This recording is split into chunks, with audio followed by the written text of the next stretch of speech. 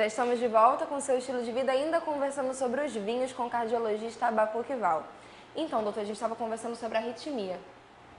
O vinho também pode causar arritmia.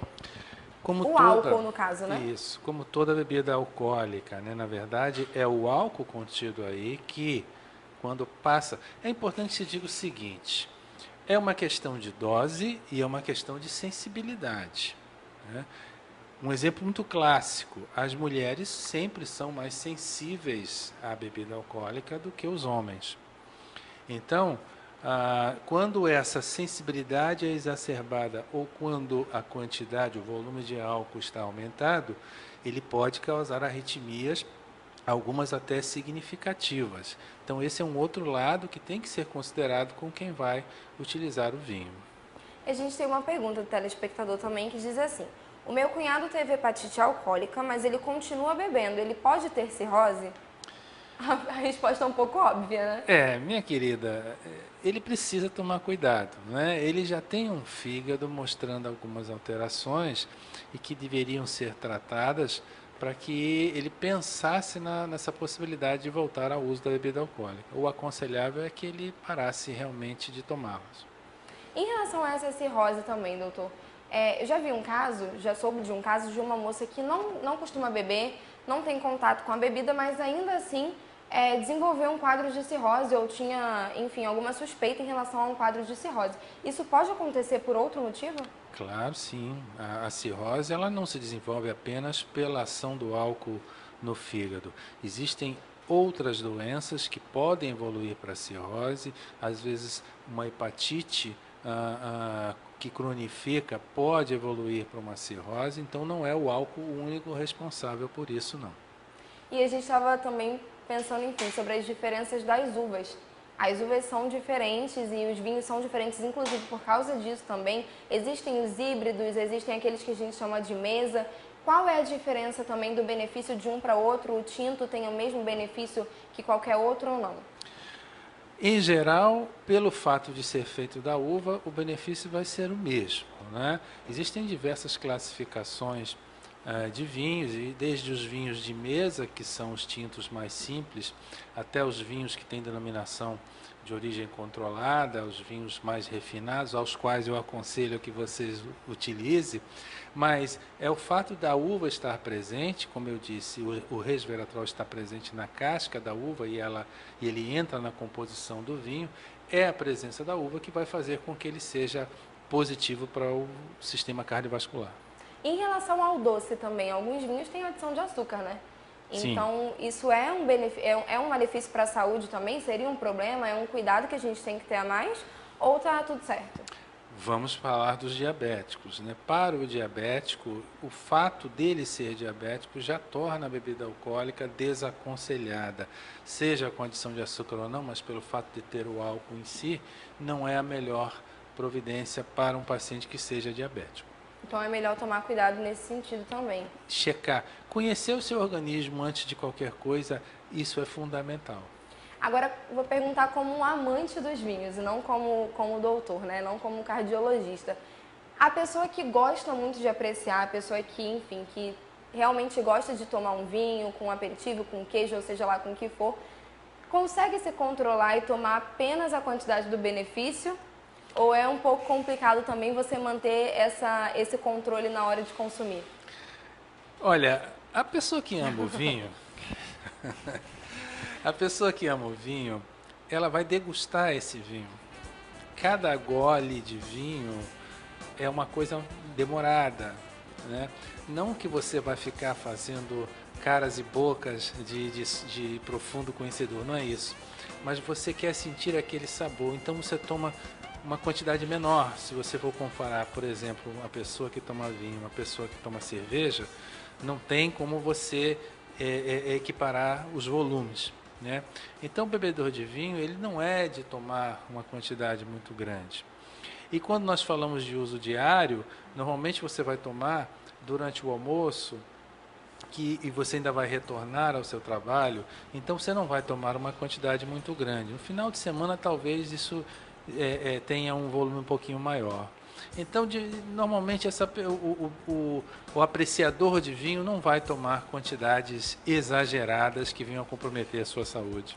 Até porque é mais uma questão representativa também, né? Eu acredito que isso se tornou bastante representativo para a nossa sociedade. Depois que o vinho foi descoberto, depois que as pessoas começaram a apreciar e a entender como um significado diferente. Para algumas pessoas tem toda uma questão de sedução, para outras pessoas é só a questão da apreciação mesmo. Então, é mais uma representação do que aquela necessidade de se embebedar a partir desse vinho, né? O bebedor de vinho, ele não vai, dificilmente ele vai se embebedar. E interessante, você falou, desde que se começou a entender o vinho, Hipócrates já colocava os seus produtos medicamentosos no vinho, porque acreditava no poder benéfico que ele tinha. Então, há muito, o vinho vem, foi descoberto daquela área ali do norte do Irã, foi lá que se começou a fazer vinho. Isso, nossa, muitos e muitos séculos, né? Então, o bebedor de vinho é uma pessoa, digamos que diferenciada nesse sentido, né? De apreciar gole a gole, e isso não vai chegar a grandes volumes. Em relação àquelas pessoas que costumam beber, mas também praticam atividade física, existe alguma relação atrelada à atividade física? É uma bebida mais benéfica ainda ou não existe nenhum tipo de relação entre um e outro? Não é uma relação direta, mas é uma relação indireta no quesito saúde, né? Essa pessoa está no caminho certo, está tomando a sua quantidade regrada de vinho, está fazendo atividade física e o complemento está fazendo sua avaliação periódica. Isso aí é o segredo para viver muitos anos. Além disso, as pessoas que têm algum tipo de retenção, que tem retenção de líquido, enfim, tem como influenciar nesse tipo de problema também ou não? A questão da retenção de líquido, que é uma coisa muito feminina, diga-se de passagem. Uma vez eu ouvi alguém dizer assim: não conheço nenhuma mulher que não diga que retém líquido, né? E temos algumas aqui no estúdio que estão me olhando dizendo assim: é mesmo, eu tenho uma retenção de líquido. Pois é, essa questão da retenção de líquido, ela passa muito pelo conceito hormonal. O vinho não vai diretamente influenciar nesse quesito, não. Vamos aproveitá-lo pelos outros benefícios que ele traz. Nós temos mais perguntas dos nossos telespectadores e tem um que conta o seguinte: me chamo Anderson, tenho 35 anos e após alguns exames solicitados pelo Dr. Abacuque, inclusive, descobri que tornei hipertenso. Foi solicitado que fosse feito alguns exames para diagnosticar de onde veio essa hipertensão e um dos meus exames, que é o ecocardiograma com Doppler, diagnosticou aumento discreto das dimensões do AE, ato esquerdo, funções cisto-diastólicas do esquerdo preservada, débito cardíaco estimado em 5,36, índice cardíaco estimado em 2,41.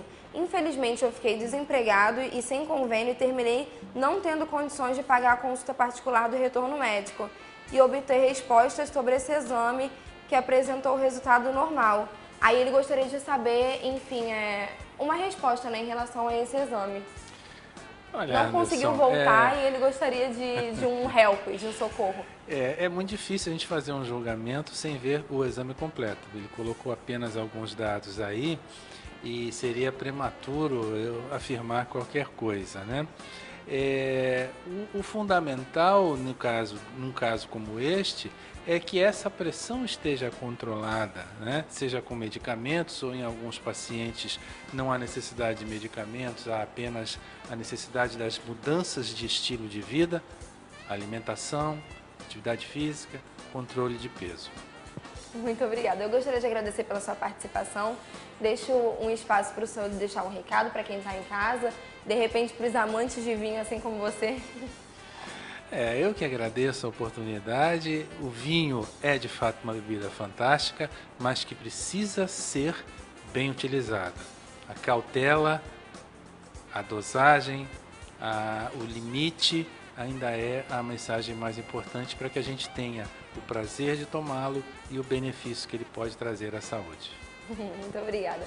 E para você que está em casa, agora a gente vai conversar sobre um assunto um pouco diferente, mas ainda assim muito atual. Porque nós estamos no mês de janeiro, a gente já está entrando aí em fevereiro praticamente, e as crianças precisam estudar. Alguns pais não sabem como fazer essa escolha, outros pais já sabem como fazer a escolha, mas existe uma parceria nossa aí chamada Agnus Dei, eles vão dar uma dica pra gente de como fazer para escolher colocar o seu filho e quais os cuidados que a escola precisa no período de adaptação dessa criança.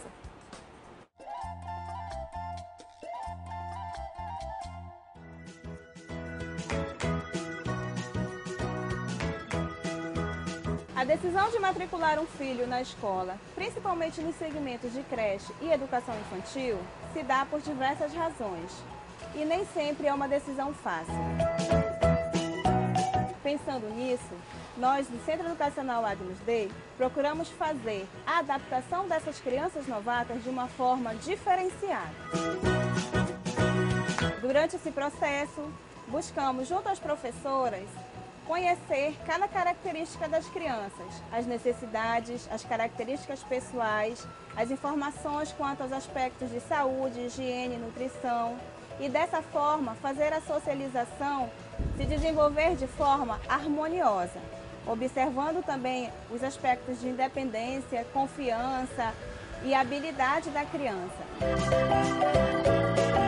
Na escola, procuramos desenvolver atividades que busquem principalmente os interesses desses alunos novatos, que estão ávidos a explorar, experimentar, colecionar, perguntar, aprender e também a exibir suas habilidades. Os pais são peças fundamentais nesse processo de adaptação, pois a decisão de colocar seu filho na escola deve resultar de uma atitude pensada, consciente e segura. O choro, que frequentemente acontece na adaptação, nem sempre significa que a criança não quer ficar na escola. Tudo é um processo que deve ser respeitado e no tempo da criança. Esse sentimento deve ser transmitido à criança para que ela passe por esse processo de adaptação de uma forma saudável. Nós, do Centro Educacional Agnus Dei, respeitamos o bem-estar e o desenvolvimento da criança.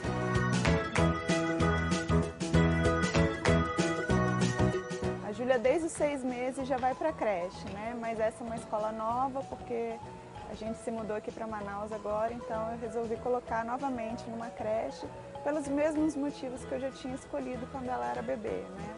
Função de segurança, dos cuidados, da socialização com novas crianças, já que ela é filha única.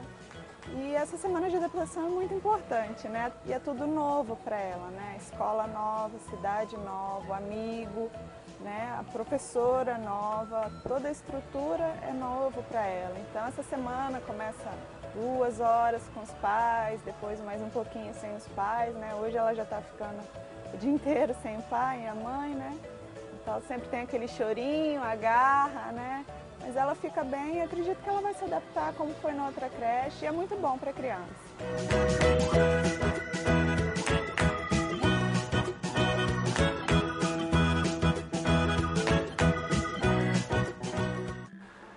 Sempre bom saber que existe um lugar onde a gente pode deixar os pequenos sem preocupação, né? Eles vão estar bem cuidados. Nós vamos para um breve intervalo, mas daqui a pouquinho a gente está de volta com participação lá de Roraima. Eles também vão contar pra gente sobre os vinhos. E o que será que eles têm pra gente hoje? Se você quiser saber, é só continuar assistindo ao estilo. O intervalo é bem rapidinho, não dá nem pra sentir.